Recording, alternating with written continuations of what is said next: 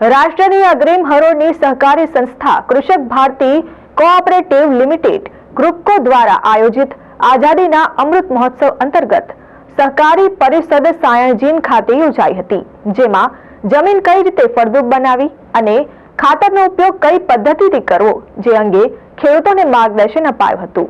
આજે યોજાયેલ સહકાર પરિષદમાં ખેડૂતો સહિત સહકારી મંડળીના આગેવાનોની ઉપસ્થિતિમાં શેરડી અને ડાંગરના પાકો પર પરિસંવાદ થકી પાકની માવજત અને ઉત્તમ ઉપજ ઉપર ખેડૂતોને માર્ગદર્શન અપાયું હતું।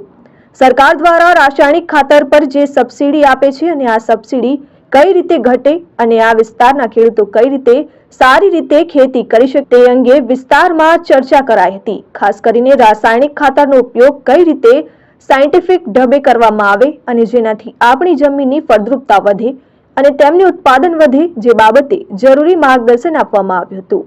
આ સહકાર પરિષદમાં મોટી સંખ્યામાં ખેડૂતો અને સહકારી મંડળીના પ્રમુખો અને આગેવાનો ઉપસ્થિત રહ્યા હતા। આજરોજ સાયણજીન કમ્પાઉન્ડની અંદર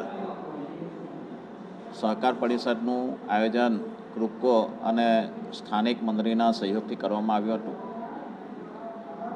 આ પાક પરિસંવાદમાં આ વિસ્તારના ઘણા બધા ખેડૂતોએ ભાગ લીધો હતો। સાથે સાથે ગ્રુપકોના એરિયા મેનેજર શ્રી ધર્મેશભાઈ નાયક અને એમની ટીમે આવનારા દિવસોમાં ખાતર પર મળતી સબસિડી, પાકની ફેરબદલી, પાક સંરક્ષણ અંગેના પગલાં લેવા, આ ઘણા બધી બાબતો પર એમણે પ્રકાશ પાડ્યો છે અને સાથે સાથે સરકારનો જે અમૃત મહોત્સવ કાર્યક્રમ ચાલી રહ્યો છે, આજે સાયણ મુકામે સહકારી પરિષદનું આયોજન કરવામાં આવ્યું હતું। આ પરિષદમાં ઓલપાડ તાલુકાની વિવિધ મંડળીઓએ ભાગ લીધો।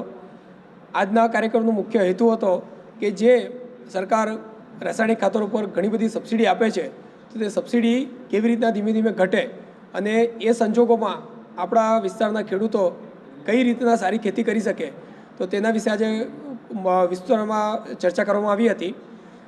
ખાસ કરીને જે રાસાયણિક ખાતરનો વપરાશ છે તેને સાયન્ટિફિક ઢબે કરવામાં આવે જેનાથી આપણી જમીનની ફળદ્રુપતા વધે અને તેનાથી ઉત્પાદન વધે અને સરકારનો જે હેતુ છે કે આવક બમણી થાય તો એ આવક બમણી કરવાનો મુખ્ય રસ્તો રાસાયણિક ખાતરનો સમતોલ ઉપયોગ કરવાનો છે।